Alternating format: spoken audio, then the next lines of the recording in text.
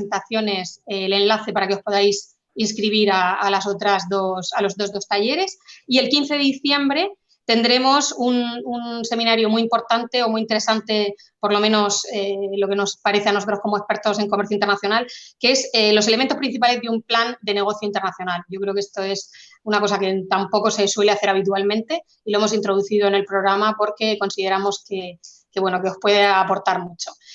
Voy a dar paso enseguida a Pura Soto porque lo interesante es lo que ella nos pueda aportar hoy. Os voy a comentar que Pura es, ya ha colaborado con nosotros en algunos talleres de los másteres de comercio exterior del Info hace un par de años. Ella es abogada en ejercicio, es máster en gestión de comercio internacional y en asesoría fiscal de empresas.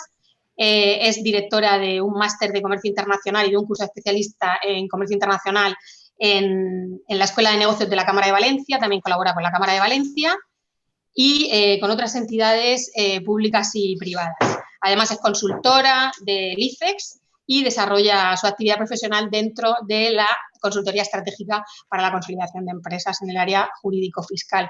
Con lo que, pues hoy tenemos una súper experta, ya os comento, 3 talleres, el de hoy, el del día 1 de diciembre, el 15 de diciembre, os mandaremos mañana tanto su presentación, vamos a grabar también la sesión y os diremos en cuanto esté colgada por si alguien la quiere repasar, incluso para gente que se haya inscrito y no haya podido estar hoy aquí con todos, ¿vale?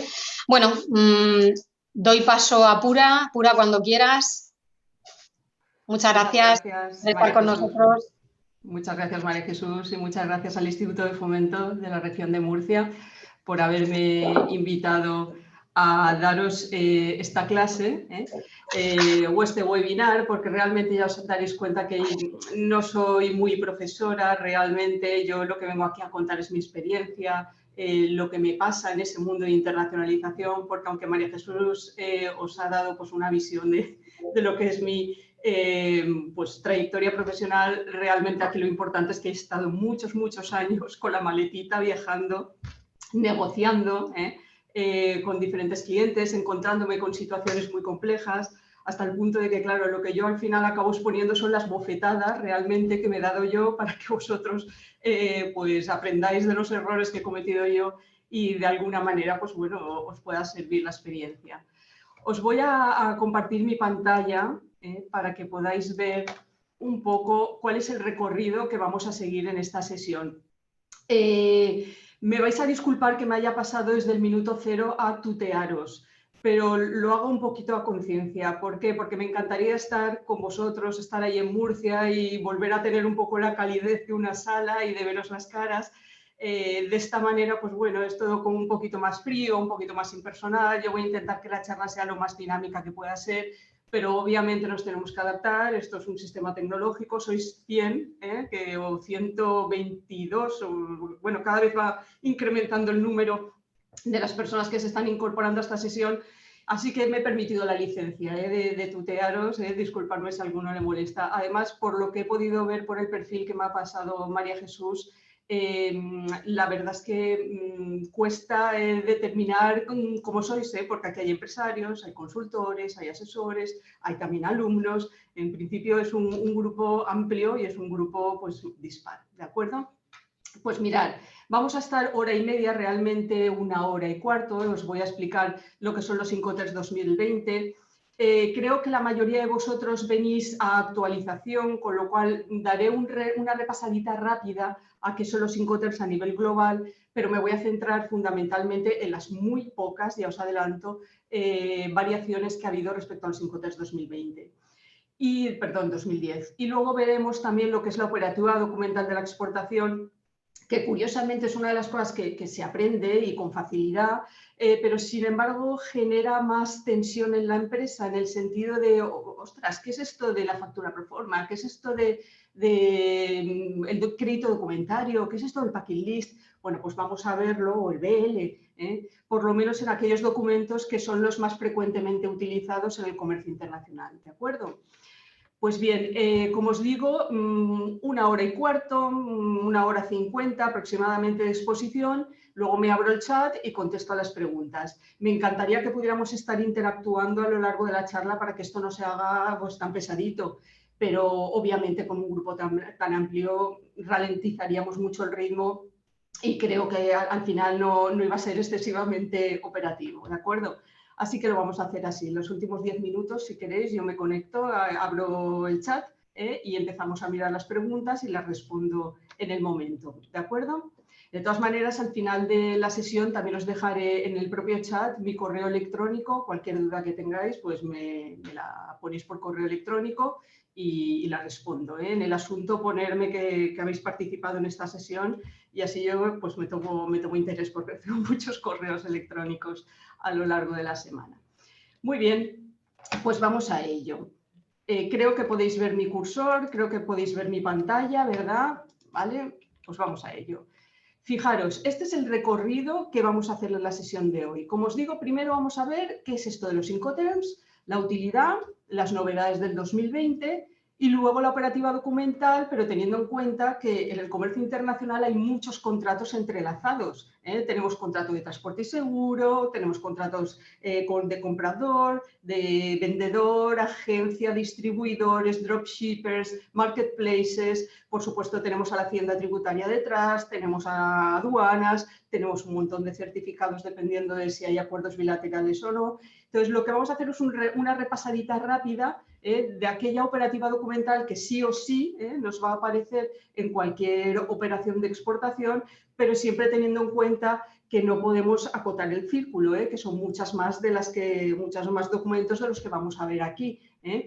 Pero no obstante, creo que vamos a dar una visión bastante general e interesante de lo que es frecuente en el comercio internacional. O sea, los que vamos a ver, los vais a ver sí o sí en vuestra operativa internacional.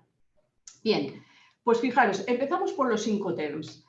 ¿Qué es esto de los Incoterms? Pues mirad, nosotros nos dedicamos pues, a comprar o a vender a nivel internacional. Cuando digo a nivel internacional me refiero pues, dentro de nuestro entorno natural, que es la Unión Europea, la Unión Aduanera, pero también la exportación a México, compramos de China, en fin, que nos encontramos con que tenemos un comprador y un vendedor. Habitualmente me pongo en la posición del vendedor porque doy por hecho que es lo que suele generar más interés, pero tengo los pies muy en tierra y sé que muchos de vosotros también estáis importando. Entonces, de vez en cuando cambiaré un poco el plano, simplemente para dar un poquito también de cancha a aquellos que se dedican a la importación, a comprar producto de fuera. Pues como os decía, comprador, vendedor, agente comercial, distribuidor, podemos estar ubicados en países diferentes. Lo que ocurre es que tenemos un gran problema porque no hay un derecho internacional uniforme. Si tenemos alguna disputa, si tenemos alguna situación de que no me están pagando, de que resulta que se están retrasando en retirar la mercancía de las aduanas, o resulta que me están diciendo que hay un problema de calidad cuando en realidad no lo hay, o que la mercancía ha llegado tarde, en fin, disputas habituales que a lo mejor si estuviéramos en el mercado nacional, pues lo resolvíamos en Valencia comiéndonos una paella, francamente, y sin embargo en el comercio internacional pues tenemos que acudir bien a tribunales o bien a arbitraje. Pero el problema es que no hay un derecho internacional uniforme. Entonces, ¿qué ley aplico? ¿La de España? ¿La de China? ¿La de Francia? Fijaros que solamente en España ya tenemos el Código Civil, el Código de Comercio, la Ley de Enjuiciamiento Civil para, de alguna manera, regular las relaciones contractuales de compraventa. Pues imaginaros si ya empiezan a intervenir partes localizadas y ubicadas en muchos sitios. ¿Qué es lo que ocurre? Pues que al final aquellos que nos dedicamos al comercio internacional, vosotros, yo, vamos un pasito por delante. Siempre ocurre esto, la sociedad va un pasito por delante de la regulación normativa. Entonces nos inventamos una serie de usos y costumbres, porque no es ley, son usos y costumbres que son utilizados en cualquier punto del mundo.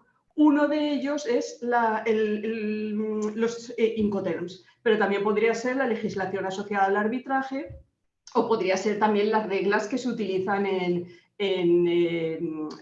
los créditos documentarios. Es lo que se denomina lex mercatoria. Digamos que es un conjunto normativo, pero que no está asociado a ningún ordenamiento jurídico de ningún país. Pero eso sí, si alguien vende en condiciones ex-works, vende en condiciones DDP o utiliza cualquiera que sea el Incoterm de la operación, lo va a entender igual el comprador, el vendedor, el agente de aduanas, el de la logística, el juez en un momento dado si tenemos un problema, porque están internacionalmente extendidos. De ahí la importancia de utilizar los Incoterms, de ahí la importancia de la lex mercatoria. Ahí sí que os pongo que ha habido intentos de homogeneizar el derecho internacional, como es la Convención de Viena o el Convenio de Viena, también dicho.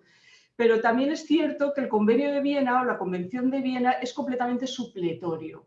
Es decir, yo puedo aplicarlo en todo, en parte o en nada. Con el comprador y el vendedor podemos pactar pues, la aplicación desde el artículo 1 hasta el 15 y el resto no se aplica, con lo cual tampoco se nos ha quitado el dolor de cabeza. Así que es muy, muy recomendable que utilicemos esos usos y costumbres, esas prácticas habituales en el comercio internacional y nos entenderemos todos. Entonces, como digo, los Incoterms son lex mercatoria. ¿Y qué son los Incoterms? Pues los Incoterms son esto. Estos son los Incoterms versión 2010, ¿de acuerdo?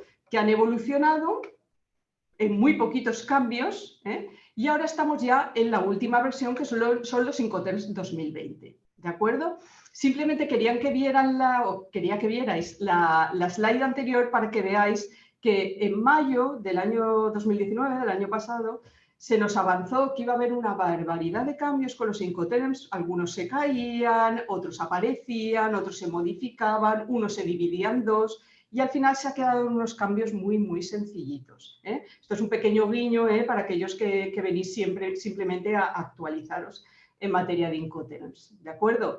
Pues al final ZIP, el Incoterm ZIP, que ahora explico todos, tranquilo. El Incoterm ZIP se ha visto ligeramente modificado, al final se ha encarecido, por decirlo de alguna manera, y el Incoterm DAT ha desaparecido, pero realmente ha venido a ser sustituido por el Incoterm DPU, ¿de acuerdo? Pero al final los cambios han sido muy pocos. Se nos, entre comillas, amenazó con que ex-works, el Incoterm más utilizado en el tráfico internacional, iba a desaparecer, pero ya veis que sigue apareciendo en la tabla. Ex-works no ha desaparecido, con lo cual todos podéis respirar, porque aunque es con diferencia el Incoterm que más problemas me da en el despacho, con diferencia y de largo, luego explicaré cuáles son los problemas que me encuentro con el ex-works, aunque sea de puntillas, sí que es cierto que sigue siendo el más utilizado, pero de goleada, ¿de acuerdo? Pues os voy a explicar qué son los Incoterms. Mirad, aquí veis que hay dos columnas y una serie de siglas debajo de cada columna. Los Incoterms que aparecen en la columna de la izquierda son aquellos que deben utilizarse cuando el transporte que pues, desplaza la mercancía de un país a otro es aéreo o es superficie, es decir, es terrestre, o es multimodal o es por tren, ¿de acuerdo? Lo que pasa es que el tren todavía lo utilizamos muy poquito. El transporte multimodal es aquel que se inicia de una forma y acaba siendo de otra forma. Imaginaros, por ejemplo, que yo quiero enviar una determinada mercancía, pues pongamos a Ciudad de México. Y coge un camión, cargo la mercancía en un camión, va del camión, pongamos, a Lisboa. En Lisboa coge un barco y llega al puerto de Veracruz. En el puerto de Veracruz se descarga y vuelve a coger otro camión hasta que lo dejamos en el punto acordado o donde se lo quiera llevar el importador dentro de Ciudad de México. Eso es un multimodal. ¿Entendido? Pues bien, os garantizo que casi todo el mundo utilizaría el Incoterm marítimo en esta situación. Mal hecho, porque es un multimodal. Pero como vosotros habéis venido ya a esta charla, ya sabéis de sobra que estos son los Incoterms que tenemos que utilizar en aéreo, terrestre y multimodal, mientras que estos cuatro tenemos que dejarlos única y exclusivamente cuando el transporte es marítimo o fluvial o por río. Pero vamos, aquí el Manzanares, el Segura y el río Turia aquí en Valencia lo utilizamos poco, o sea que realmente vamos a quedarnos con el transporte marítimo. ¿Bien? Voy a explicar uno por uno. A ver si soy capaz de hacerlo sin dibujitos, porque tenéis que saber que a mí estar sentada en una silla me cuesta mucho, porque soy de dar clases moviéndome mucho. pero vamos a intentarlo. Mirad, ¿qué significa Xworks? Pues Xworks, como os digo, es el Incoterm más utilizado, y lo vais a entender ahora enseguida porque es el más cómodo para el vendedor. Cuando un vendedor ofrece un precio al comprador en condiciones Xworks, lo que le está diciendo es: el día convenido, en la puerta de mi casa, ahí está la mercancía. ¿De acuerdo? De manera que subir la mercancía al primer medio de transporte, llevártelo, por ejemplo, al puerto de Cartagena, que suba al barco, que llegue a destino al puerto convenido, que se descargue en destino, que coja un camión y que se vaya hasta tu casa, es riesgo y coste tuyo. Atención a lo que acabo de decir. Los Incoterms lo que me vienen a determinar es hasta dónde asumo yo como exportadora el coste en esa operación, el coste con el transporte, y hasta dónde asumo yo el riesgo de si a la mercancía le pasa algo por el camino. ¿Entendido? Riesgo y coste. Pues bien, cuando yo vendo en condiciones Xworks, lo que estoy haciendo es decirle al comprador: te estoy dando un precio bajo con mi margen comercial, lógicamente, pero no estoy incorporando ni el transporte, ni mucho menos asumo el riesgo de lo que le pase a la mercancía por el camino. Es decir, yo lo que hago es decirte un día y el día convenido tendrás la mercancía.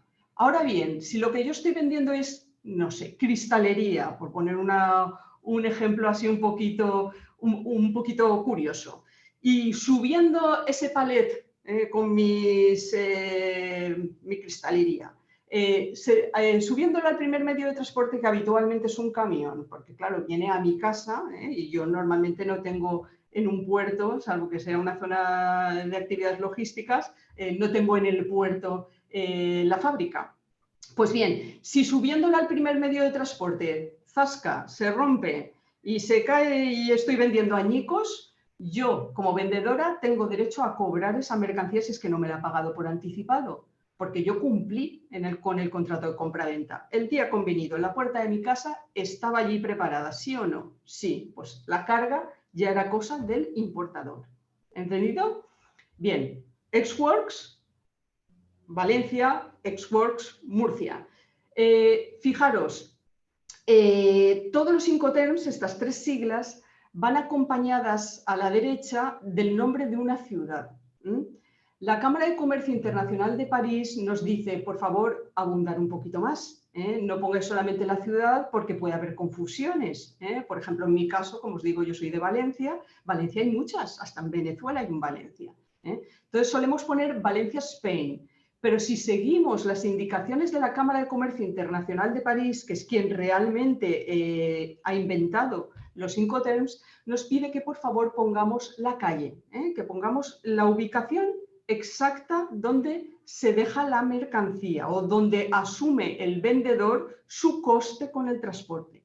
Pues en este caso sería Xworks, calle Murcia, Spain. ¿De acuerdo? Bien, en FCA hemos dado un pasito más. Conforme vamos subiendo en la lista, vamos asumiendo costes como exportadora. En FCA lo que hacemos es decirle al comprador, en el precio que te estoy dando, yo asumo el valor propio de la mercancía y el coste de subir la mercancía al primer medio de transporte, es decir, coger la traspaleta al Torito y subirlo, o si estoy hablando de contenedores completos, digamos que izar la mercancía y subirlo al camión, es cosa del vendedor.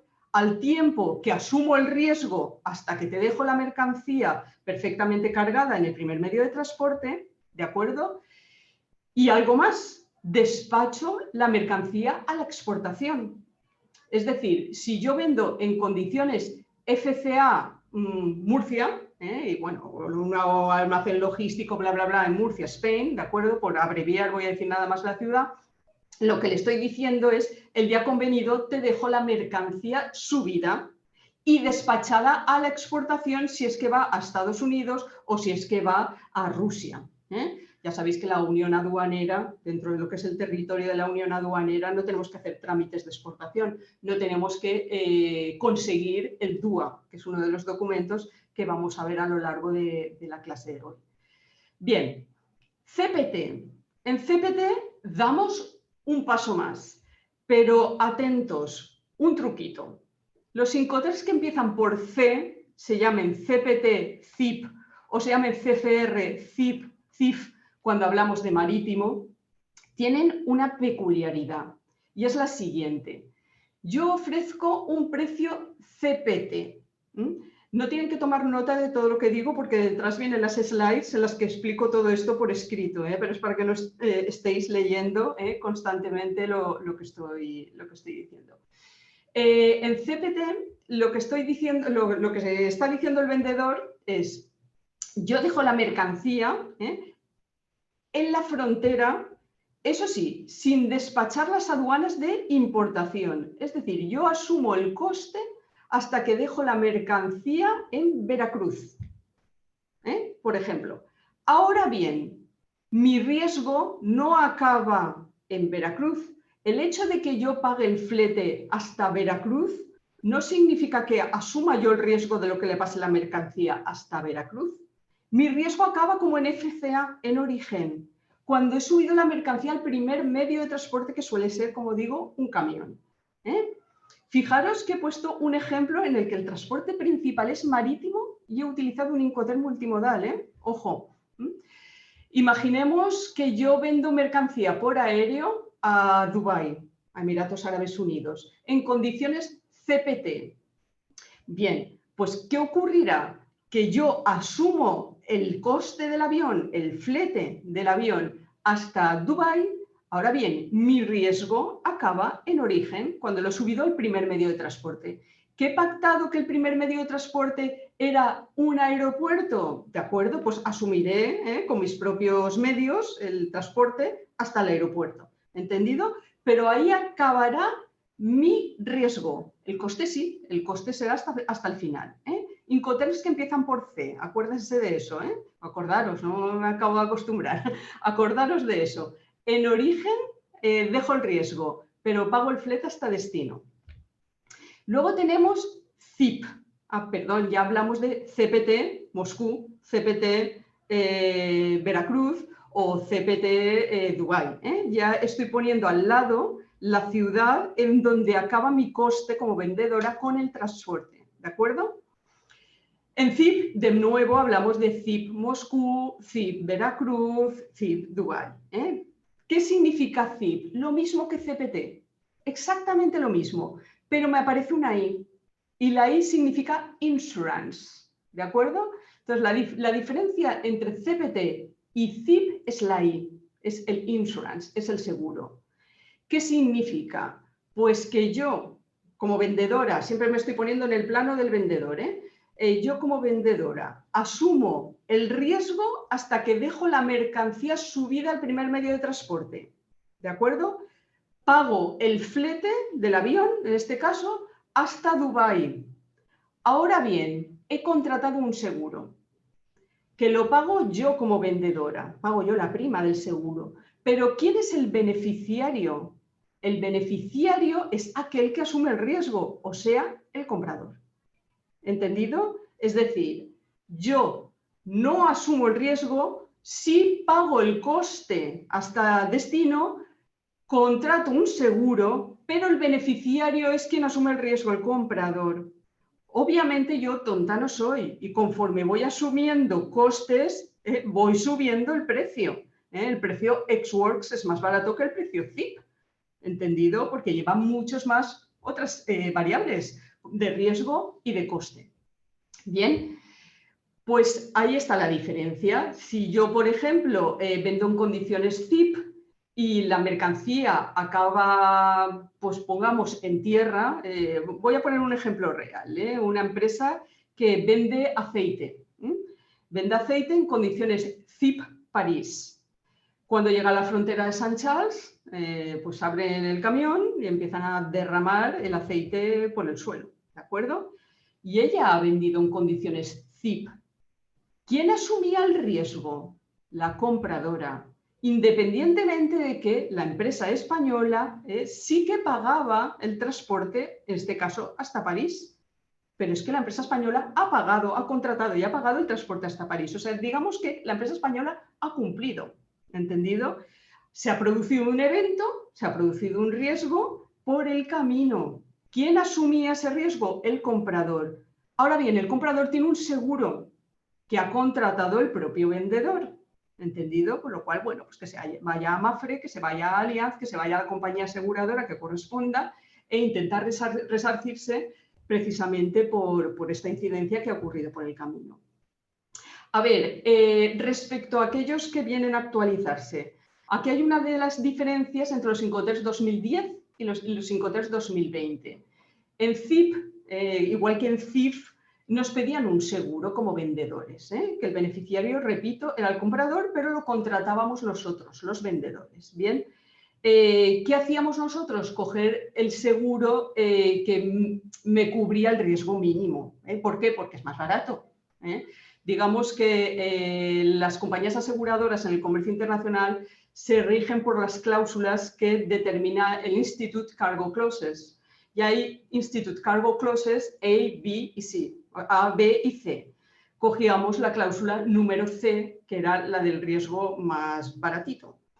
Desde la nueva versión de los Incoterms 2020 nos dicen no. En CIF todavía podéis tener la cláusula C, pero sin embargo en CIP se nos obliga a contratar la cláusula A, que es la que cubre prácticamente todos los riesgos, todas las incidencias que le pueda ocurrir a la mercancía por el camino, salvo, si mal no recuerdo, desastres nucleares, terremotos y, por supuesto, todo lo que tenga que ver a nivel comercial, insolvencias, eso no tiene nada que ver con el Incoterm, ¿de acuerdo?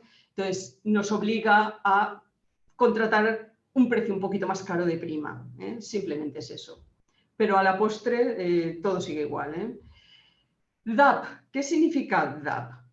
Pues Exors Valencia, FCA Valencia o FCA Murcia, CPT Moscú, CIP Moscú, DAP Moscú, DPO Moscú, DDP Moscú. Con lo cual ya os estoy dando la pista que el vendedor es el que va a pagar el transporte. ¿De acuerdo? ¿Qué significa DAP? Pues en DAP aquí no ocurre lo mismo que acabo de explicar que ocurría con los Incoterms que empezaban por C. Aquí el riesgo y en los costes con el transporte sí que van de la mano, ¿entendido?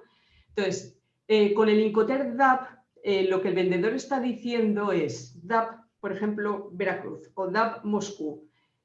Yo me comprometo a asumir todo el riesgo y asumir todo el coste hasta que dejo la mercancía en el punto que tú me digas dentro de tu país. Pues en Moscú, en la calle tal de Moscú, o en el operador logístico X de Moscú. Y asumo todo el riesgo y asumo todos los costes. Ahora bien, lo que no voy a asumir son los costes aduaneros de importación. ¿Entendido? Es decir, el hecho de que yo asuma todo el coste de transporte hasta dejártelo en un punto dentro del territorio ruso no significa que yo me haga cargo de las aduanas y de cómo funcionan las aduanas en Rusia, que, bueno, pues muchos de vosotros sabréis, no solamente aranceles, no solamente impuestos indirectos, sino ese otro tipo de circunstancias que acontecen con más frecuencia de la que nos gustaría en determinadas aduanas. ¿Entendido? Es un Incoterm complejo. Es un Incoterm complejo porque requiere mucha colaboración del importador. El caso de Veracruz, que estoy mencionando todo el tiempo y que ahora voy a volver a recurrir a él, es un caso real. Se vendió en condiciones DAP Ciudad de México. ¿Qué significa eso? Que el vendedor asumía todo el riesgo y todo el coste hasta que dejaba la mercancía en un punto en Ciudad de México, pero no asumía el coste de importación, es decir, todo lo que tiene que ver con las aduanas. El problema vino, y esto es completamente cierto, que el comprador se fue de vacaciones. Al irse de vacaciones, la mercancía llega a Veracruz, se descarga Y excuso deciros lo que cuesta pisar un puerto, que un contenedor, una mercancía se deposita en el puerto. Cada día que pasa se genera una serie de tasas. Entonces, claro, el vendedor estaba incumpliendo su contrato porque él se había comprometido a dejar la mercancía en un punto convenido. ¿Dónde? En Ciudad de México. Son Incoterms complejos. Luego el tiempo nos dará la razón, y sobre todo con la nueva versión de los Incoterms 2020. Pero lo cierto y verdad es que ya nos hemos metido, y me vais a perdonar la expresión, en un jardín muy complicado. Entonces, los Incoterms que empiezan por D, consejo de persona que se ha dado bofetadas, luego viene otro consultor y os dice lo contrario. Yo solo los utilizaría cuando no hay aduanas. A mí vender DAP París me da igual, vender DAP Roma me da igual. No hay excesiva diferencia respecto a otro tipo de Incoterms. No suele haber este tipo de incidencias y desde luego no hay aduanas por en medio. Entonces, repito, Ex-Works Murcia, FCA Murcia, CPT Moscú, CIC Moscú, DAP Moscú. Hemos cambiado el emplazamiento, donde acaba mi coste con el transporte. ¿Qué significa DPU? Pues la diferencia con DAP es muy sutil. Es un Incoterm nuevo. Es un Incoterm nuevo que los que trabajamos con pymes, pues la verdad nos levanta un poco la sonrisa, y yo creo que está más pensado para empresas un poquito mayores, porque fijaros la diferencia. En DAP yo dejo la mercancía como exportadora en Ciudad de México cargada en el camión, ¿de acuerdo? O en el medio de transporte que corresponda, obviamente será un camión. Y en DPU dejo la mercancía unloaded. Esa es la U, unloaded. La dejo descargada. Por lo demás es lo mismo. Digamos que el vendedor asume todo el riesgo y asume todo el coste hasta que deja la mercancía descargada en el punto acordado con el comprador, salvo el coste o los trámites aduaneros de importación. Todo lo que tiene que ver con las aduanas de importación, eso ya lo asume el propio comprador. Como decimos en España, que cada uno aguante su vela. Yo hago los trámites de exportación, tú haces tus trámites de importación y tú conoces tus aduanas y tú sabes el funcionamiento.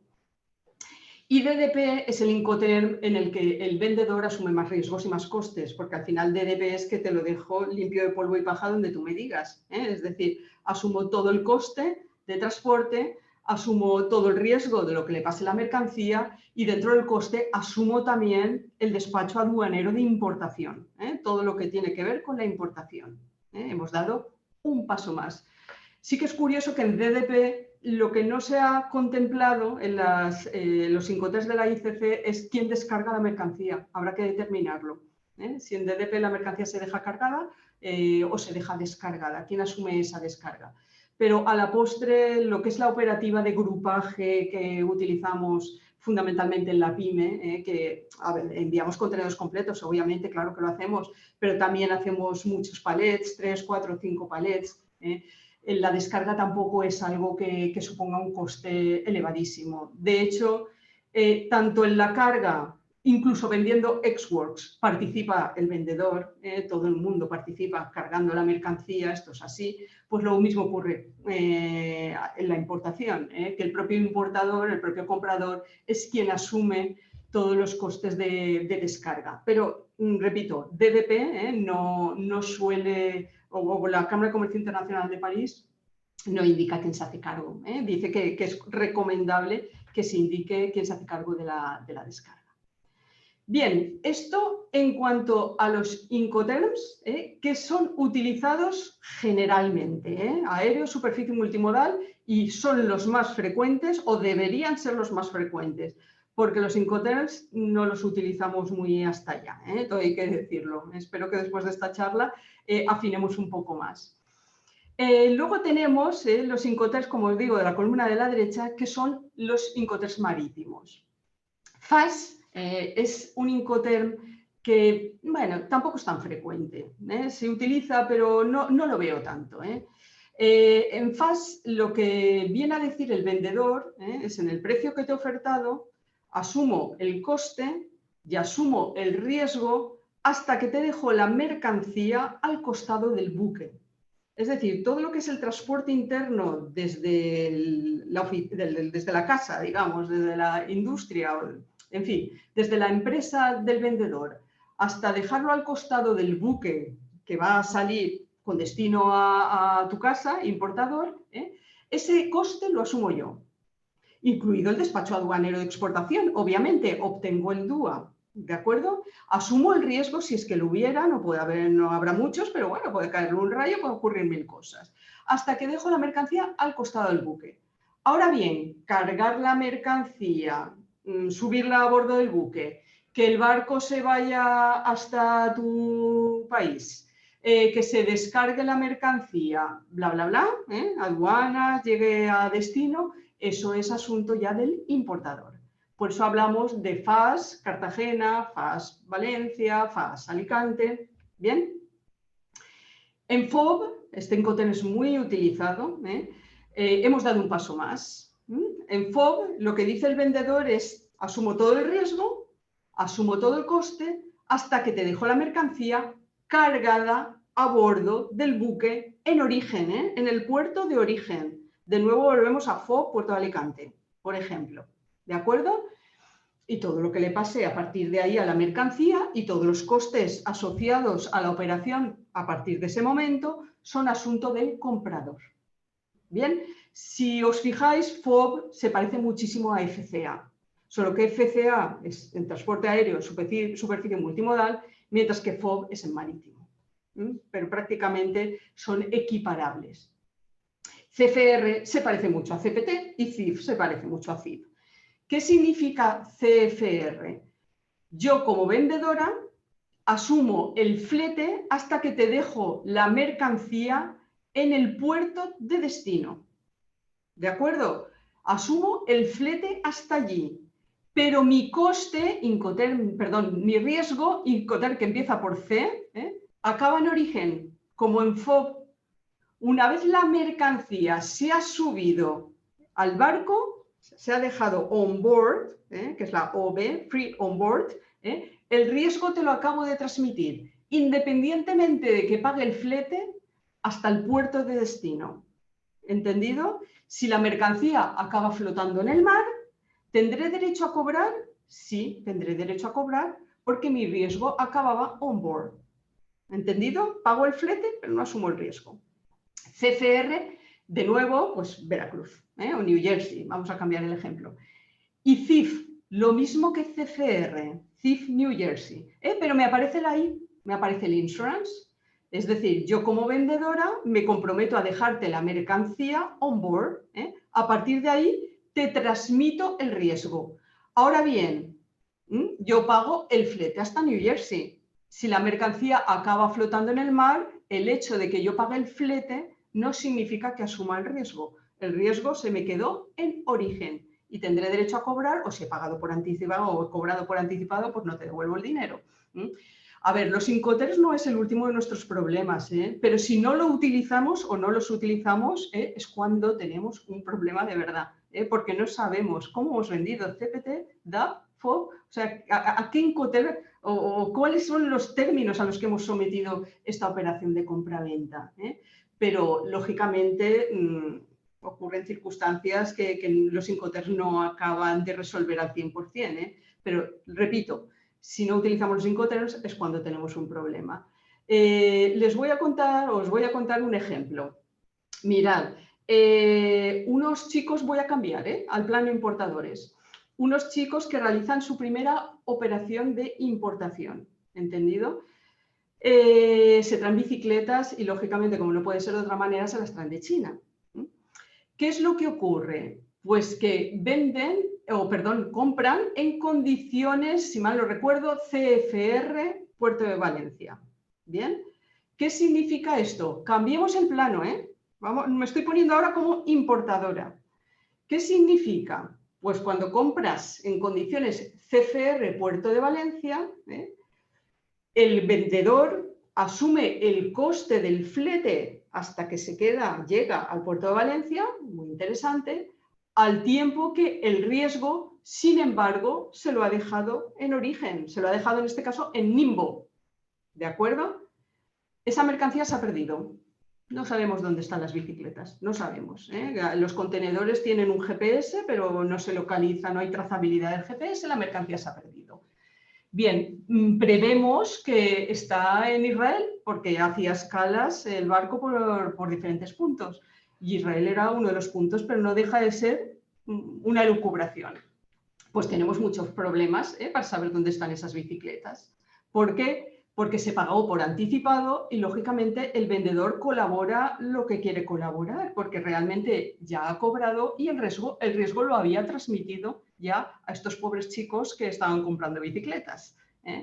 Por otro lado, llamamos a la compañía de transporte, que a la sazón es china, ¿y qué es lo que nos dice la compañía de transporte? Perdonad, vosotros no sois mi cliente. Mi cliente era el vendedor, el exportador. Que me llame el exportador y me diga cuál es el problema. Y aquí viene el círculo vicioso que estamos ahora mismo metidos y que espero que salgamos airosamente, pero ya va para mucho tiempo. Pues bueno, el uso de los Incoterms es importante. Ahora os diré cuál creo yo que es el más recomendable o los más recomendables. Como os digo, aquí os he puesto unas slides o 2 slides que resumo todo lo que acabo de decir, ¿de acuerdo? Para que lo podáis leer. Bien, fijaros, los medios de transporte tienen estos problemas, que tienen incidencias.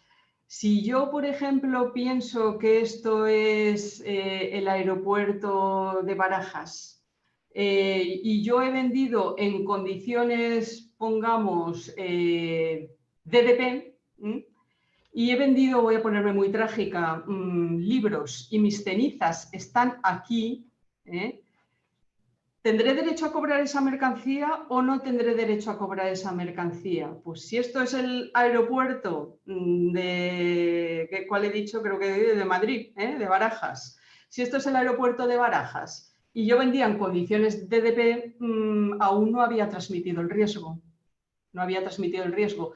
El riesgo lo transmito una vez he entregado la mercancía cargada o descargada, según hayamos convenido, en el punto convenido en destino. Pues lógicamente aquí si quiero cobrar tendré que reponer la mercancía. ¿De acuerdo? Pues fijaros, estas cosas pasan. Si ahora mi mercancía, creo que sí que lo podéis ver, está en este contenedor rojo que hay aquí a la derecha, creo que podéis ver mi cursor, y volvemos a que es cristalería, y pongamos, ya sé que no, estoy viendo el skyline perfectamente, ya sé que no, pero pongamos que esto es el puerto de Cartagena, y yo he vendido en condiciones free on board, pues tendré un problema, porque estaba perfectamente cargada la mercancía on board, no estaba perfectamente cargada la mercancía, y ahí entrarían las pruebas periciales.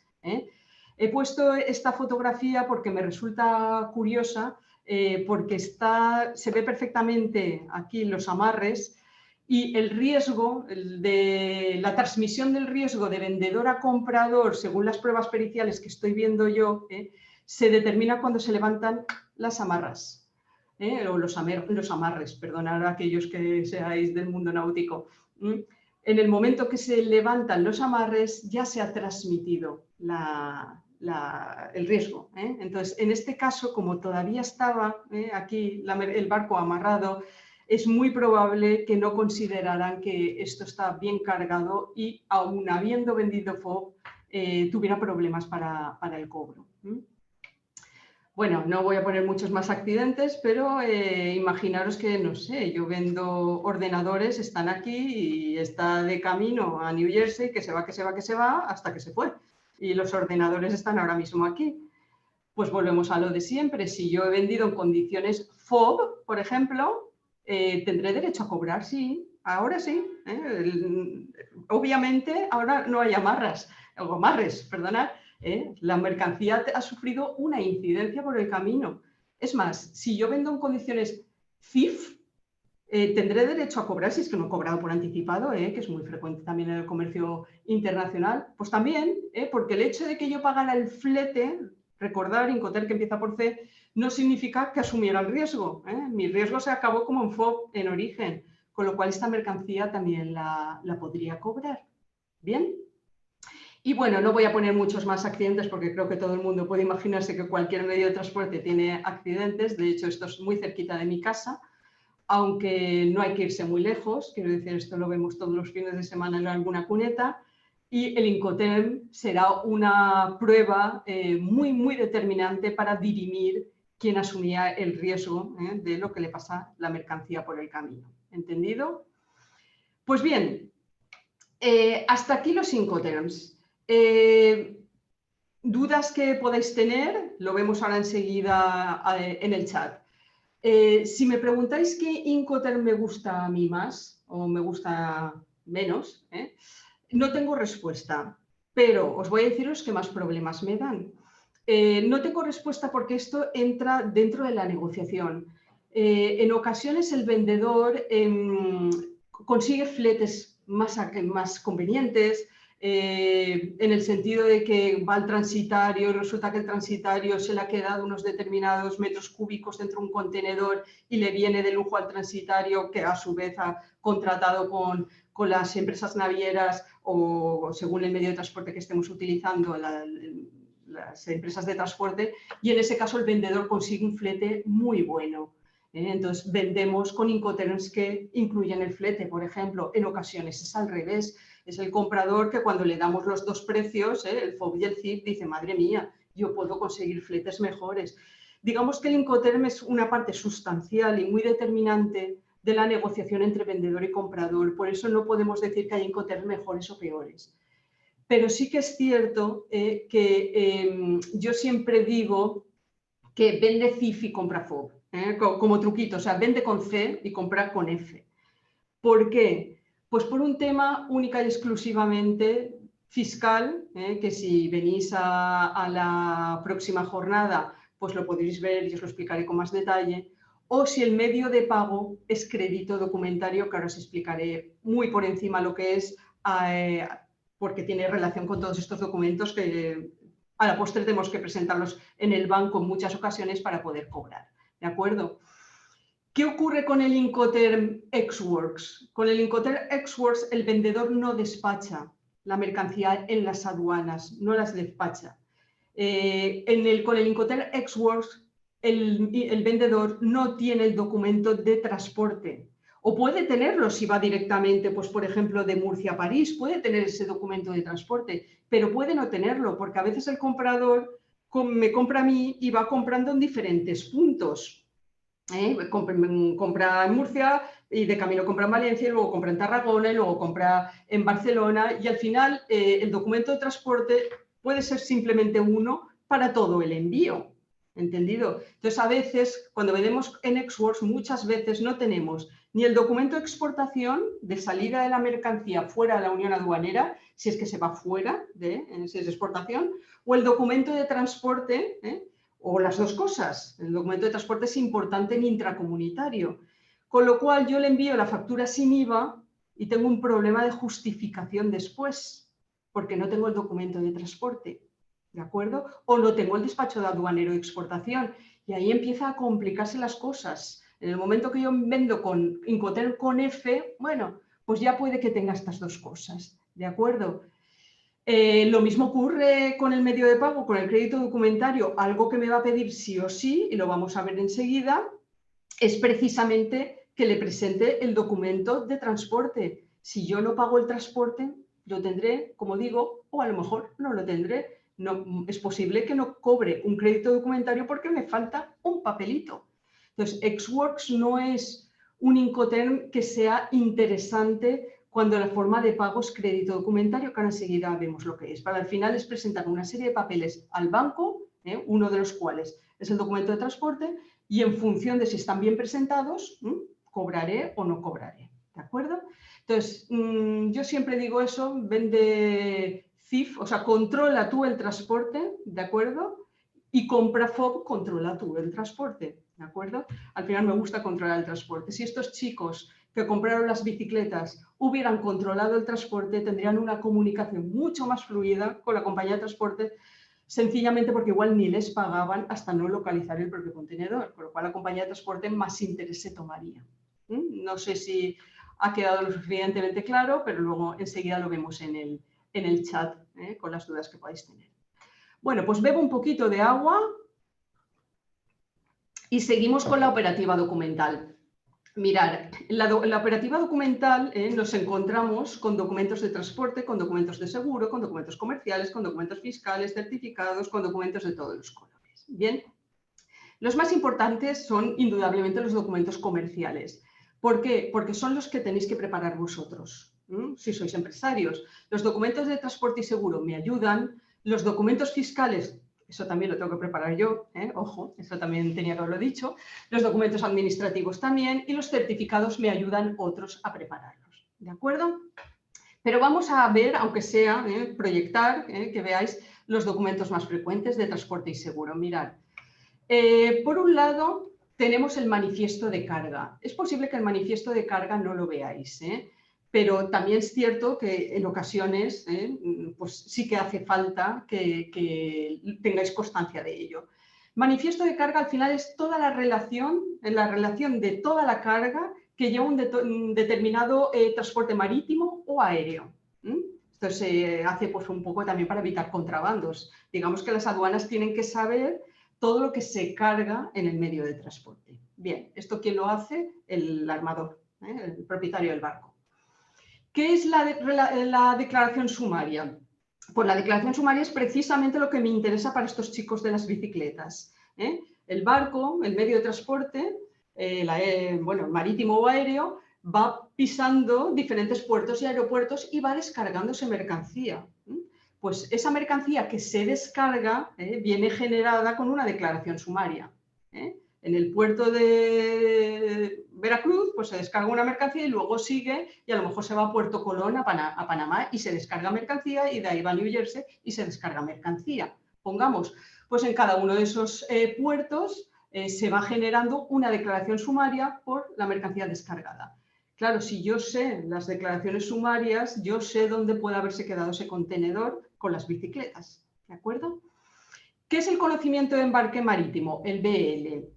Pues el BL es un documento de transporte cuando la mercancía viaja por mar. Es un documento de transporte y algo más. Por eso pongo ahí título de crédito. Porque, fijaros, imaginaros, me voy a poner como importadora. Cuando yo compro mercancía de China, de la India, que son los países más emergentes, emergentes China, madre mía, quiero decir, son los países donde más importaciones hacemos. Bien, cuando traigo yo la mercancía, va un tiempo por el mar, ¿de acuerdo? Y esa mercancía ha subido y ha generado un contrato de transporte, el conocimiento de embarque marítimo. El Bill of Lading, aunque le llamamos BL o Bill of Lading. Conocimiento de embarque marítimo, pocas veces lo oiréis, BL. ¿Bien? Pues bien, el vendedor a mí me envía normalmente por courier, por UPS, por DHL, la copia original del BL, que es uno de los documentos que se necesita para retirar la mercancía en las aduanas de importación. Bien, pues la mercancía va por el mar.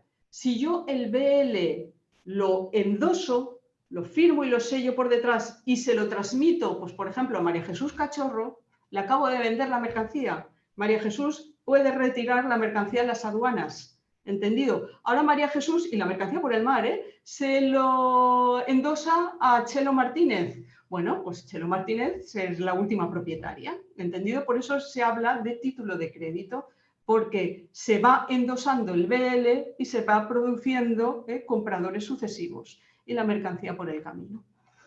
Esto es un BL. Al final, mirar, esto es uno de los casos en los que se ha endosado. Tenemos un señor que se llama Luis Pérez S.A., que es el shipper, ahora nos ponemos como exportadores de nuevo, y el consignee está blank endorsed, o sea, está endosado en blanco. El último tenedor del BL retirará la mercancía. ¿Entendido? Normalmente aquí aparece quién es el comprador al que yo le he vendido. Sin embargo, aquí simplemente el comprador aparece como notifiquémosle, pero este señor está claro que lo va a vender, va a revender la mercancía o va a avalar algún crédito que tenga con el banco mediante el endoso de la mercancía. ¿De acuerdo? Que eso también es un caso. Pues mirad, aquí tenéis un BL. Casi todos los documentos de transporte tienen la misma estructura. La póliza de fletamento también la vais a ver un poquito menos. Al final no deja de ser un BL, un Bill of Lading, pero en contratación libre. Esto ocurre como si alguno de vosotros tenéis hijos que los enviáis a estudiar en agosto o en julio a Irlanda y de pronto aparecen vuelos, pues EasyJet, que de pronto hace esa ruta, pero no hace habitualmente durante el año esa ruta. Pues lo mismo ocurre con el transporte marítimo en contratación libre. Alguien, un armador, un propietario de un buque, pide permiso para hacer una determinada ruta y se le autoriza a hacer una determinada ruta. Pues el BL no es el documento que se emite, sino la póliza de fletamiento, pero la estructura es similar. La carta de porte por carretera sí que la vais a ver mucho. La carta de porte por carretera es el documento de transporte terrestre. Ahora os lo proyecto. ¿Por qué lo vais a ver mucho? Porque estamos en la Unión Aduanera. Al estar en la Unión Aduanera hacemos muchos movimientos por terrestre, como no puede ser de otra manera. Aunque sí que es cierto que la Unión Europea está intentando impulsar mucho el CIM, precisamente, la carta de porte por ferrocarril, el transporte por ferrocarril. Pero lo cierto y verdad, y si os soy honesta, yo he visto 2 CIM en toda mi vida. Realmente transporte por ferrocarril hay muy poco y transporte por carretera hay una locura. Porque la Unión Europea está intentando fomentarlo, lógicamente, por un tema de cambio climático y emisiones y demás. Este es el CMR. Este documento, también si venís a el próximo webinar, incidiré mucho en él, porque desde un punto de vista fiscal es determinante en las operaciones intracomunitarias, ¿de acuerdo?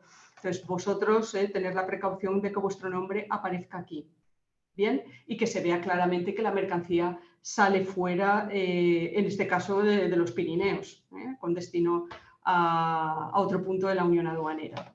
Este es el documento de transporte terrestre. En aéreo hablamos del Airway Bill. La estructura es la misma, repito. Siempre hay un comprador, hay un vendedor, una mercancía que se vende, un freight payable a destination, un freight prepaid, pero siempre la estructura es la misma. Ahora os lo proyecto. También existe la posibilidad de, como os digo, de hacer transportes multimodales. Podíamos hacer transportes acompañando cada documento al medio que estamos utilizando, es decir, imaginaros, como os decía, que la mercancía sale de Murcia a Lisboa, pues podría ir con un CMR. Sube en Lisboa al puerto, pues podría ir el siguiente trozo de transporte con un BL. Pero también es cierto que puede ir todo el transporte con un solo documento, que me lo emite el forwarder, el transitario, y es el forwarder bill of lading. ¿De acuerdo? Entonces me da paraguas a todo el envío. ¿Bien? Y luego, si la mercancía, el transporte, mejor dicho, va asegurado, entonces nos encontramos con la póliza y el certificado de seguros. La diferencia entre póliza y certificado es lo mismo que tenéis con el seguro del hogar que con el seguro del coche. La póliza es el clausulado completo, mientras que el certificado de seguro es al final una simple hoja en la que se recogen las cláusulas principales. ¿Es obligatorio que los envíos, compras y ventas vayan acompañados de un seguro? Pues si la venta nos ha hecho CIF o ZIP, no. Ahora, es muy recomendable, ya lo creo, depende un poco del riesgo. Si vamos a enviar la mercancía a Lisboa, pues no ocurren muchas incidencias. Pero si lo voy a enviar a New Jersey, pues yo sí que recomendaría asegurar esa operación, pero ¿obligatorio es? No. Muchísimas empresas lo hacen a pulmón y, vamos, y no ocurre nada. También tener en cuenta que yo soy abogada y consultora. Lo que quiero decir es que veo más problemas que situaciones normales. Entonces, a lo mejor en mi exposición me pongo la venda antes de la herida, pero, vamos, hay muchísima gente vendiendo ex-works y sin seguro. Esto es el Forwarder Bill of Lading, como veis al final todo es igual, y esto es el Airway Bill. Perdonad las tachaduras, pero es un original, como veis, he quitado el nombre de comprador y vendedor, pero es un poco para que veáis que siempre hay un comprador, un vendedor y una descripción de la mercancía. Esto iba con destino a Dubái y además hubo un problema importante con el crédito documentario y la venta de ex-works, precisamente en esta operación. Bien, pues esto en cuanto a documentos de transporte y seguro. Vamos a centrarnos ahora en los documentos comerciales, que son los que vosotros tenéis que realizar. Fijaros. Primero está la lista de precios. La lista de precios yo creo que todo el mundo sabéis, con lo cual tampoco voy a incidir mucho. No quiero atentar contra vuestra inteligencia, todos sabéis lo que es una lista de precios. Lo único que os pido, por favor, aquellos que sois empresarios, aquellos que queréis exportar o dedicaros a esto, es que la cuidéis. Y no quiero decir mucho más. Es una herramienta de marketing también la lista de precios. Yo entro en las empresas y me encuentro listas de precios que vosotros os entendéis muy bien, pues de aquí a allá, la referencia 450, ver el anexo 3 dice que en color azul verde. Sí, pero para alguien como un distribuidor, como un agente comercial, por ejemplo, que os tiene que representar en Francia, puede resultar muy complejo. Esa lista de precios, en función de vuestra estrategia comercial, hay quien la publica hasta en la página web, hay quien no da los precios hasta que le pasan un pedido, pero puede acabar en manos de más gente que os es útil, incluso el propio comprador. En resumen, que la cuidemos. Toda la documentación administrativa en el comercio internacional hay que cuidarla porque no deja de ser imagen que proyecta la empresa. Por eso os digo que es una herramienta de marketing que facilita la venta e incita a la compra. Y que por favor sea dita, clarita y facilita. Pero lo más importante es que cuando deis un precio lo asociéis a un Incoterm. ¿Entendido? Mirad. Aquí tenéis una lista de precios, por supuesto, no busquéis Pepitos Manufacturing Corporation en Internet porque no lo vais a localizar, simplemente he replicado una lista de precios que he visto, y le pone las dos columnas, FOB Miami y CIF London.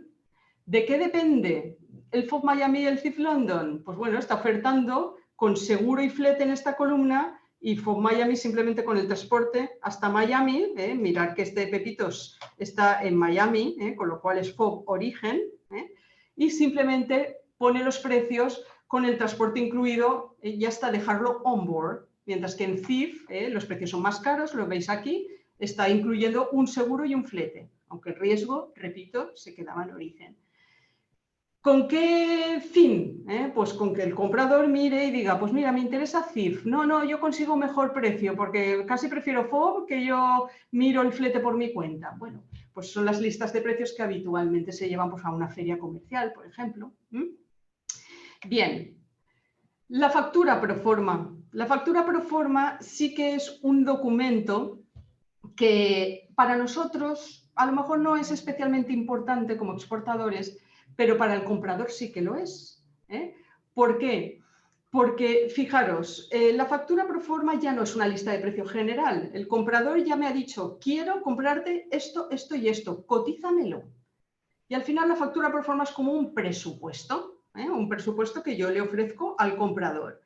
¿Por qué digo que para mí es poco importante? Porque no se somete al Reglamento General de Facturación, no es un documento contable. Quiero decir que si el comprador me dice, mira, Pura, te había dicho 500 unidades de la referencia 425 y 800 de la 327, pues en vez de 500 ahora te pido 425 y de la otra te pido 700. ¿Qué hago yo? Una bolita con la proforma y emito otra proforma. ¿De acuerdo? Para nosotros digamos que no es un documento contable, no es un documento fiscal, no va más allá.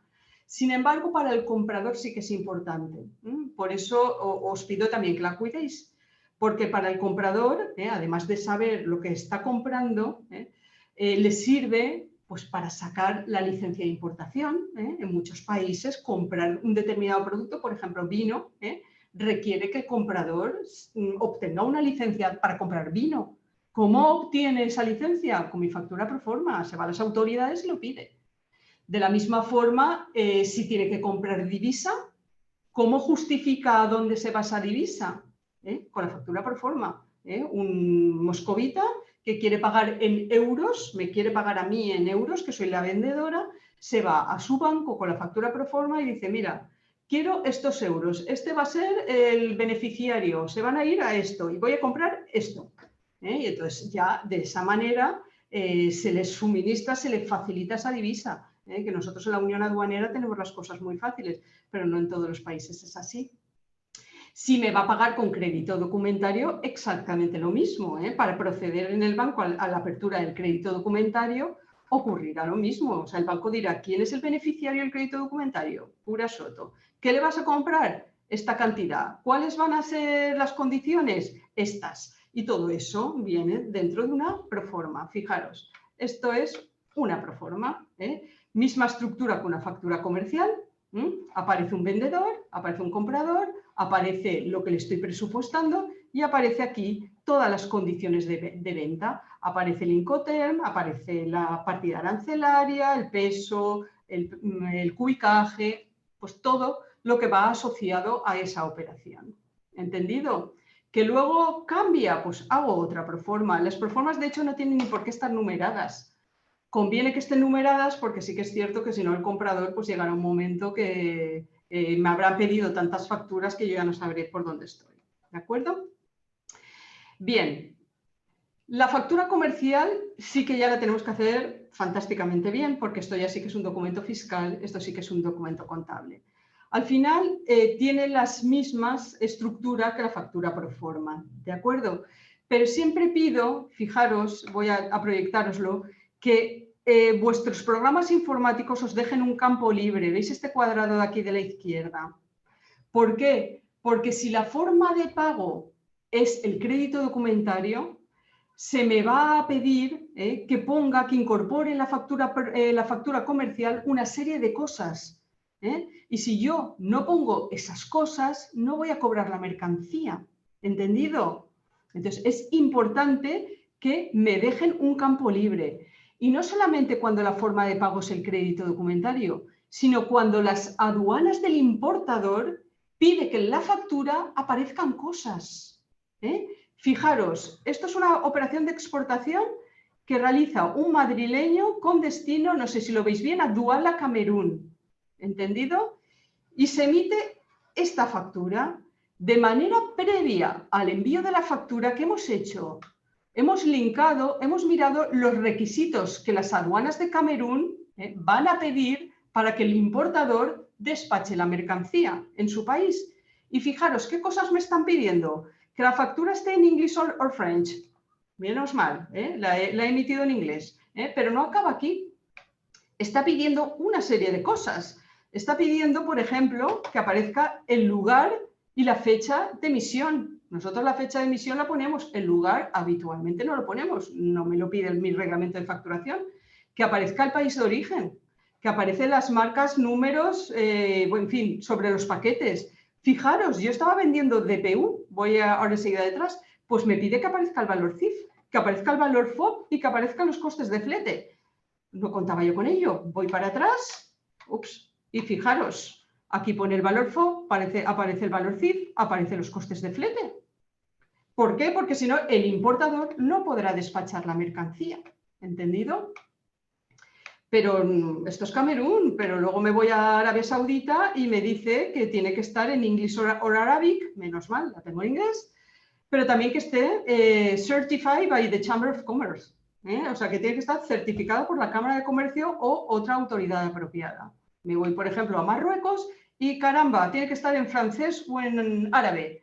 Ya no me sirve mi modelo de factura, ya tengo que traducirlo generalmente al francés. En fin, este tipo de cosas es importante que las tengáis en cuenta de cara a facilitarle la vida al importador. No porque vosotros vayáis a despachar la mercancía. Se vendía, a recordar, en condiciones de DPU Camerún, despachaba la mercancía al comprador. Sin embargo, le tengo que facilitar las cosas. Entonces, mi obligación es decirle esa información, entre otras cosas, para que vea que yo sé exportar, también por un tema de imagen. Entonces, es importante, repito, que veáis cuáles son los requisitos que piden las aduanas del importador. La lista de contenido es muy sencillito. La lista de contenido es como los albaranes que utilizamos a nivel nacional y que viene a decir, pues imaginaros que la mercancía va paletizada y en los palets, en cada palet va 20 cajas y yo envío 5 palets, ¿vale? Pues palet 1, caja 1, lo que lleva. Palet 1, caja 2, lo que lleva. Palet 1, caja 3, lo que lleva. Palet 2, caja 1. Y así, así, así. Al final, de lo que se trata es que haya una relación completa del envío que, como va empaquetado, es difícil de controlar por las aduanas, tanto de exportación como de importación. Fundamentalmente de importación. Porque yo no sé si vosotros habéis estado alguna vez en un reconocimiento de las aduanas de importación, pero es imposible, por ejemplo, en el puerto de Valencia, que es el que yo controlo más, que todos los contenedores que entran en el segundo puerto del Mediterráneo sean inspeccionados. Es absolutamente imposible. Entonces, los inspectores, salvo, bueno, algún tipo de llamada o algo que van buscando, hacen inspecciones aleatorias. ¿Cómo? Cogen los packing lists y dicen, vale, este mismo, ábreme la caja 3 del palé 2 y se mete el de la Guardia Civil en el contenedor y te lo saca. Efectivamente, corresponde esto con lo que dice que es. Vale, sale todo el contenedor. Así son las inspecciones. Entonces, eso es uno de los motivos por qué es importante hacer bien un packing list. También, por supuesto, porque cuando el importador le llegue la mercancía, él podrá puntear que efectivamente lo que dices que has enviado es lo que me aparece en el packing list y lo que yo estoy viendo. ¿Entendido? Fijaros, el packing list que os he puesto es muy sencillito porque realmente es el envío simplemente de una excavadora. Entonces, solamente es una línea. Pero lo habitual es que los packing lists tengan muchas hojas, porque normalmente enviamos muchas cajas y hay que poner todo lo que va en cada caja. El packing list es un documento normalmente largo y importante siempre asociarlo a la factura, invoice number, no sé si lo veis aquí, a la factura a la que hace referencia, para que haya trazabilidad por si se pierde el packing list por un lado y está la factura por otro lado para que se vea que corresponde al envío. Bien.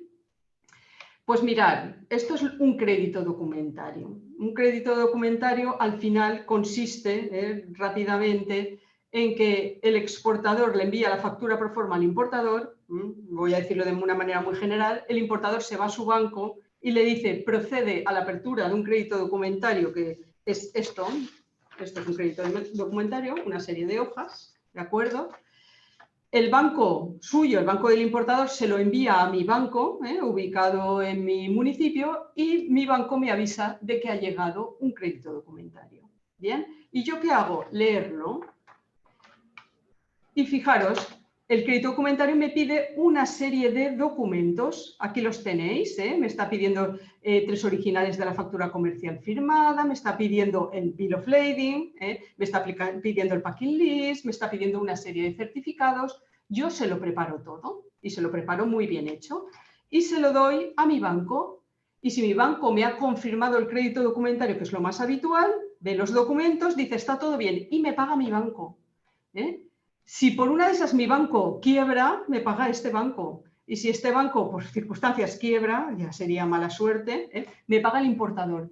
Tengo 3 pagadores para una sola operación, siempre y cuando haga bien los papeles.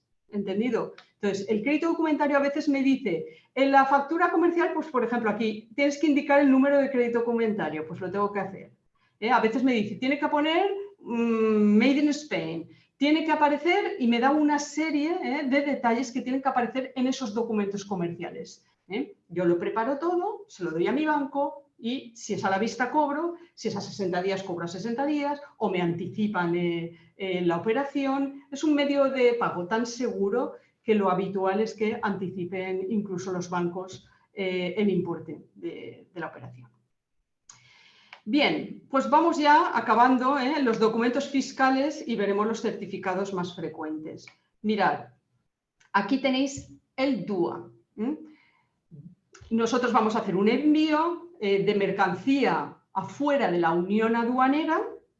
Vosotros sabéis que en la Unión Aduanera somos ahora 27 Estados miembros, Reino Unido está dentro del territorio IVA todavía, pero la Unión Aduanera ya se van saliendo, pongamos todavía 28 porque tenemos ahí el acuerdo de transición, ¿de acuerdo? Pero vamos, en breve 27 si no cambia la cosa.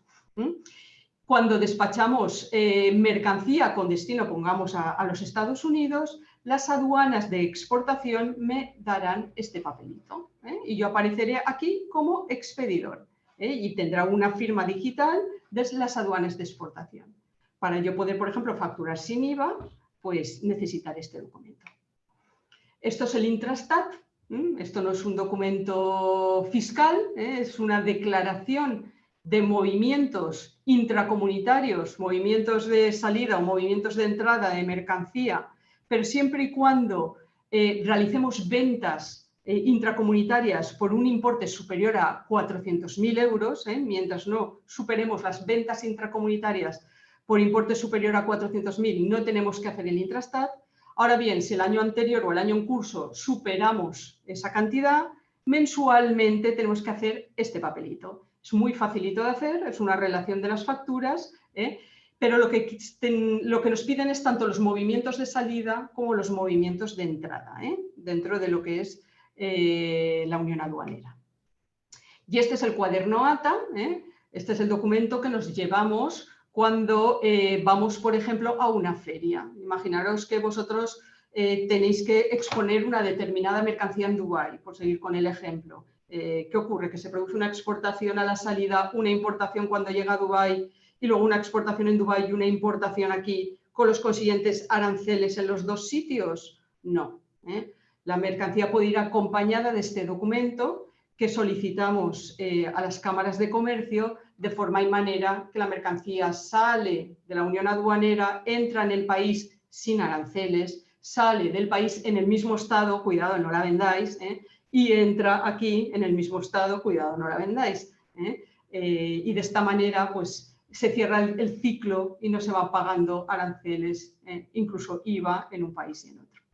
Bien, y para acabar ya, tenemos los certificados. Mirad, en el comercio internacional tenemos barreras arancelarias, pero luego tenemos barreras no arancelarias.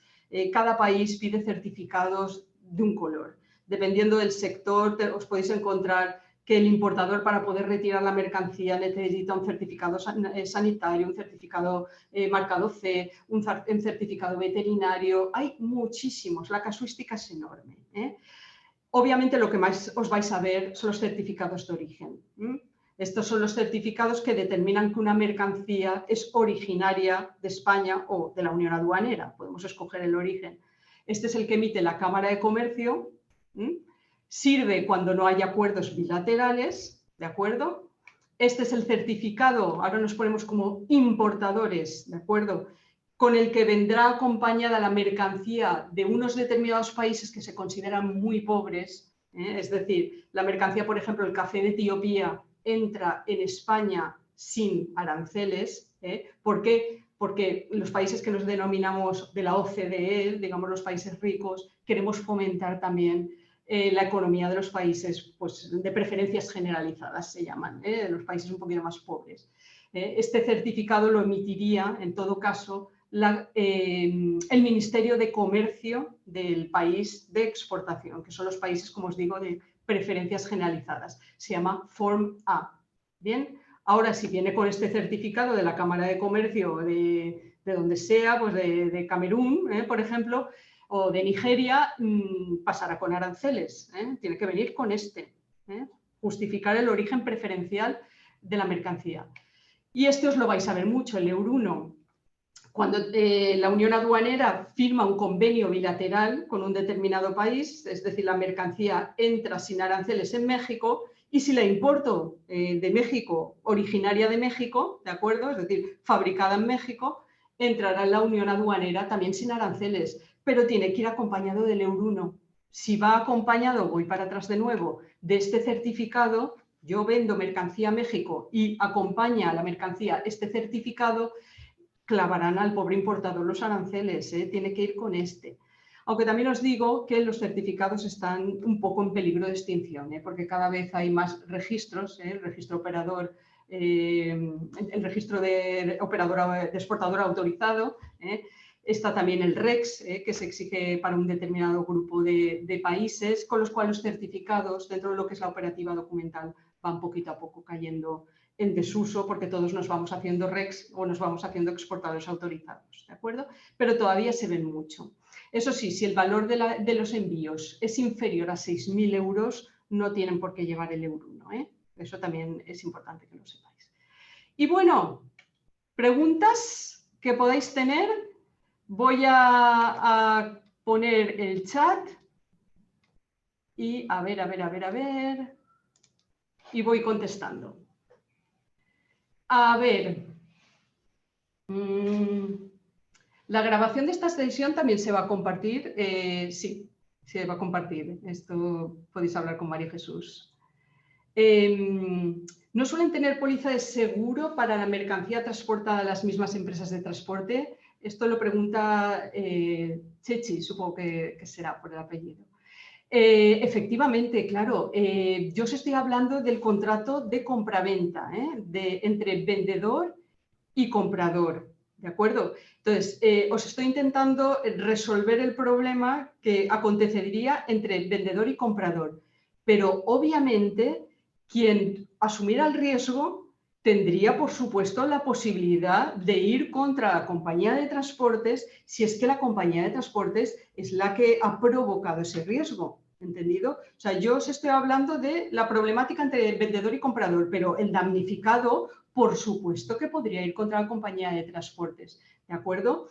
Siempre y cuando, repito, fuera una situación que depende de la compañía de transportes. Pongamos el caso que hemos visto de mercancía flotando en el mar, pero se ha debido a una avería gruesa. Es decir, se ha debido a que ha empezado a entrar agua en el barco y el capitán ha decidido que hay que lanzar mercancía fuera para salvar a la tripulación. ¿Entendido? Eso es una avería gruesa. Ahí es una fuerza mayor, lo que en internacional, en inglés decimos act of God. Y si es un act of God, ahí el transportista poca responsabilidad tendría, ¿entendido? Pero sí, el transportista, por supuesto, tiene su propio seguro. A ver, creo que es Pedro. Exporto CIF y cobro a plazo. ¿Puedo asegurar la mercancía siendo yo el beneficiario? Por supuesto, Pedro. El hecho de que el Incoterm a mí me obligue, además de tu seguro, si lo quieres contratar, a contratar un seguro que el beneficiario es el comprador, no significa que yo no pueda contratar un segundo seguro o ampliar el mismo seguro de manera que seamos los dos los propios beneficiarios. Claro que lo puedes hacer, pero el Incoterm per se te obliga, digamos, a que el beneficiario sea el comprador, pero asegurar la operación por tu cuenta siempre, siempre. ¿Cuál es la diferencia entre la factura original y la factura copia? Porque no son todas originales. Muy buena pregunta, Pedro.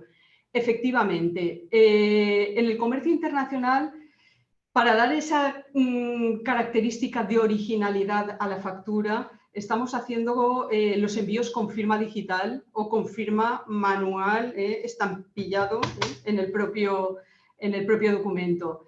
Sin embargo, Pedro, eso depende de las de las aduanas de importación. No es necesario por nuestro Reglamento General de Facturación, si tú envías, por ejemplo, a Cartagena o vendes una determinada mercancía, para nada es obligatoria que vaya firmada. Entonces, depende de los requisitos que te pongan las aduanas de importación. Están aceptando la firma digital y están aceptando la firma estampillada en la propia factura. Y todo lo demás, las copias son fotocopias o otras que pudieras lanzar desde la impresora. A ver, Ángel, ¿consideras la remesa documentaria un modo de pago seguro? A ver, no es una clase de documentos de cobro y pago, pero te contesto desde mi experiencia, Ángel. El cash against documents, me imagino. Es decir, entrego los documentos en el banco y el banco me paga. La remesa documentaria, el problema que tiene es que es revocable. El crédito documentario es irrevocable. Es decir, una vez ha salido del banco emisor, una vez me ha llegado a mí, que soy la exportadora, no podemos revocarlo. Para poder revocarlo, para poder romper el crédito documentario, tenemos que estar de acuerdo los cuatro. Y siempre va a haber alguien que no está de acuerdo, que soy yo, que soy la exportadora. En cambio, la remesa documentaria es como una transferencia. Estoy al albur de que me paguen o no me paguen y es revocable. Entonces, en la medida de lo posible, prefiero el crédito documentario. Pero, obviamente, prefiero la remesa antes que estar esperando una transferencia y haber enviado todos los documentos, o el pago en efectivo, o un cheque bancario, o un cheque personal, ya no os quiero ni contar. Entonces, sí, la remesa documentaria, digamos que sería lo siguiente, más seguro. Bueno, lo más seguro, indudablemente, es el pago anticipado, eso es infalible. A ver, Juan Pablo me dice, me estáis dejando la boca seca, eso no lo dice Juan Pablo, lo digo yo. ¿Qué documentos se suelen pedir más frecuentemente en el crédito documentario? Mira, Juan Pablo, lo que siempre va a aparecer es facturas con requisitos, BL, certificado de origen, incluso si no es obligatorio, es decir, si no llega ni a los 6.000 euros o incluso si soy exportadora autorizada, me piden el certificado de origen, eso es muy frecuente. Y luego todos los certificados y demás papeles que las aduanas de importación le pidan al importador. En el crédito documentario, que podréis ver la presentación que os he proyectado, veréis que piden una serie de certificados. Uno es que la mercancía que eran retroexcavadoras, recordad, pueden ser vendidas en Camerún, y otro certificado que pueden ser compradas en Camerún. Son dos certificados diferentes. Bueno, pues puede parecer un poco surrealista, pero lo piden. Luego, si estamos hablando, por ejemplo, de productos sanitarios, también va acompañado muchos certificados.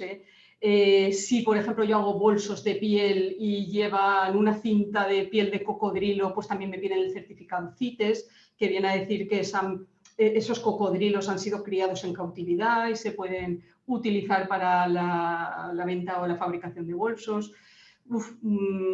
Para gusto los colores, pero lo que siempre van a pedir es el BL, o sea, el documento de transporte, el certificado de origen y la factura. Eso siempre.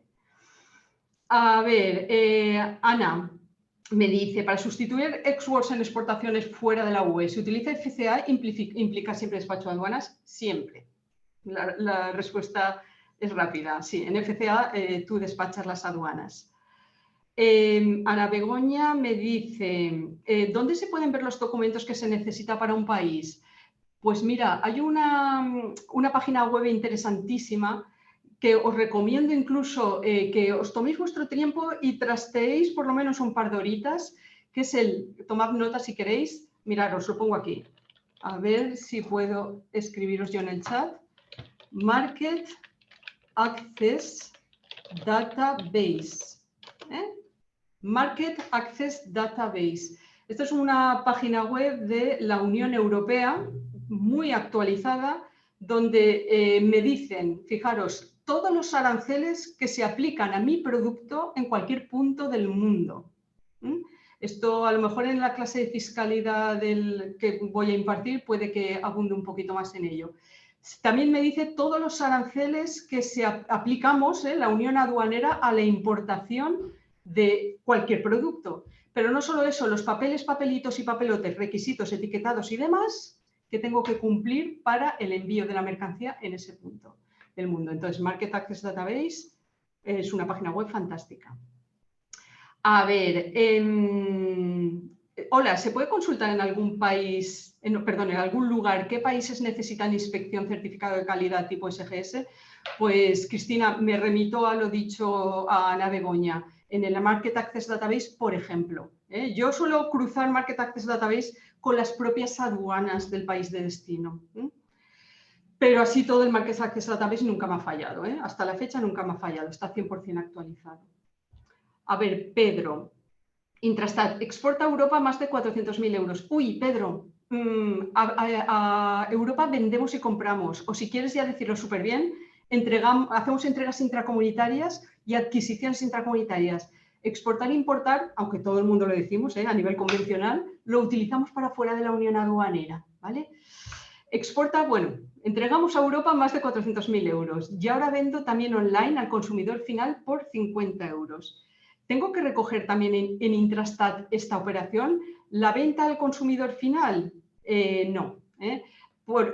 A ver, no, porque es una cantidad excesivamente pequeña. Hasta 150 euros de envíos es lo que dice las aduanas, que por cierto, esto es algo que ha cambiado este año, que no hace falta declararlo, ¿de acuerdo? No pasa nada si lo declaras, pero si la pregunta es importante o es obligatorio, no. ¿De acuerdo? Ahora, si ya lo haces por los 400.000 euros, pues mételo. Pero vamos, no tendrías por qué. A ver, ¿puedes poner la web por aquí que no la hemos visto? ¿La del Market Access Database os referís? Pues me parece que nos estamos pasando de hora, pero ahora enseguida, si me dan unos minutos más, la pongo. A ver... Aquí tenéis la web. Ah, vale, María Jesús, gracias. ¿Qué fecha límite hay para presentar el Intrastat? Me lo pregunta Raquel. El día 10 del mes siguiente. ¿entendido? Por ejemplo, los envíos, los movimientos, cuidado que no hablo de ventas, los movimientos de mercaderías con destino a Francia y que provienen, por ejemplo, de Italia, los movimientos de mercancías dentro de la Unión Europea, dentro de la Unión Aduanera, se declaran el día 10 del mes siguiente a haberse efectuado, ¿entendido? A ver, esto es importante que lo sepáis. Si el año anterior no he superado esos 400.000, ahora sí que hablo de ventas, o de compras dentro de la Unión Aduanera, al año siguiente no tendría por qué presentar el Intrastat. Si el año en curso estamos en marzo y supero en marzo ese umbral estadístico, entonces en abril ya me toca presentarlo. ¿Entendido? Y eso sí, en la declaración de abril tendré que recoger enero, febrero y marzo. ¿De acuerdo? Ahora, si yo no tenía que presentarlo y en enero meto la pata, metida hasta la pata, ya tengo que acabar todo el año presentando el Intrastat, O sea que, ojito, si no tenías que presentarlo y lo presentas, pues... A ver, Luis me pone una página web que comparte, fenomenal. A ver, en CPT, chicos, esto no lo acabamos hoy, Si veo que nos pasamos un poquito de la hora, que ya nos estamos pasando, os contesto por correo electrónico. En CPT importación asumo riesgos, pero no pago el transporte, correcto. En caso de siniestro, inicio yo el proceso de reclamación contra el portador. Sí, pero no he sido yo el que ha contratado. A ver, efectivamente, es que ahí es el problema. O sea, tienes el mismo problema que con las bicis que acabo de contar. Por eso digo yo que en la medida de lo posible contratar vosotros el transporte. A ver, Reme, ¿se puede utilizar los certificados de origen tipo EUR1 para reintroducir la mercancía en el mercado intracomunitario cuando me han cancelado una exportación sin que la mercancía llegara al destino? Es decir, sale a exportación CIF. No sabemos el destino, pero entiendo que exportación es fuera de la Unión Aduanera, chicos, o en este caso el Reme. El cliente cancela la compra, pero la mercancía estaba en tránsito y ya se había realizado la tramitación aduanera de exportación, habiendo facturado sin IVA. Vale. A ver, Reme, la mercancía que se reusa y se vuelve a reimportar, de la misma manera que la mercancía que ha llegado defectuosa y me la devuelven, mientras no haya pasado el plazo de 24 meses, de 2 años, puede volverse a introducir simplemente con el DUA, O sea, tú con el DUA de exportación, tú te vas a... Bueno, todo se hace telemático, en aduanas comunicas la situación y volverá a entrar la mercancía sin aranceles y sin IVA. Es una reimportación, ¿entendido? ¿Se puede utilizar los certificados de origen tipo EUR1 para reintroducir? Creo que es la misma pregunta. Vale. A Manzanares dice, sin ánimo de corregir, el Intrastat creo que se presenta el día 12, yo lo presento es el día 10, ¿vale? Es el día 10 del mes siguiente, ¿de acuerdo? Pero con los fines de semana, el día 10 me refiero a los 10 días, tienes razón, mira, muy bien, me has metido un call, Son los 10 días hábiles, efectivamente son 12 días. A ver, Ana, ¿por qué no se pueden reflejar muestras en los documentos del crédito documentario? Entonces tampoco las puedo enviar dentro del contenedor en esa operación. ¿Por qué no se pueden reflejar muestras en los documentos del crédito documentario? Muestras, a ver, no es que no entiendo muy bien la pregunta, discúlpame, Ana. Si te refieres a muestras físicas, entonces tampoco las puedo enviar dentro del contenedor de la operación. Muestras del producto. Si tú envías muestras y las vas a cobrar, por supuesto pueden aparecer en la factura y pueden aparecer en el crédito documentario. No sabría decirte, Ana. Si quieres abundarme más por correo electrónico la pregunta, porque ahora mismo no... Son muestras gratis. Sí, tienen que aparecer en la factura. Lo que pasa es que irán sin valor comercial. La factura aparece luego en el DUA, en el packing list por supuesto que aparece, pero en el crédito documentario no, bueno, pueden aparecer o pueden no aparecer. Al final el crédito documentario no te va a exigir que esta línea que va a cero en la factura no aparezca. Si quieres, me haces la consulta por correo electrónico porque así a bote pronto, Ana, no veo la dificultad. Yo le pongo a las muestras un valor mínimo para poder enviarlas. Es que es lo que hay que hacer, ¿eh? El usuario 02 no pone el nombre. Otra cosa es lo que hagamos, ¿eh? Pero efectivamente es lo que hay que hacer. El hecho de nosotros enviar muestras o importar y que nos envíen muestras, es importante que vengan con un valor porque solamente por debajo de un umbral va a pagar sin aranceles y sin IVA. Pero si las muestras, independientemente de que no me las cobren, tienen un valor comercial superior a un determinado umbral, ya tienen que liquidarse aranceles e IVA, ¿eh? Entonces, cuidadillo con este tipo de cosas. Lo haces muy bien. Sí, porque el banco me dijo que las tenía que quitar de la documentación. Habría que mirar tu crédito documentario. Pues porque si el banco te lo pide, pues habrá que quitarlo.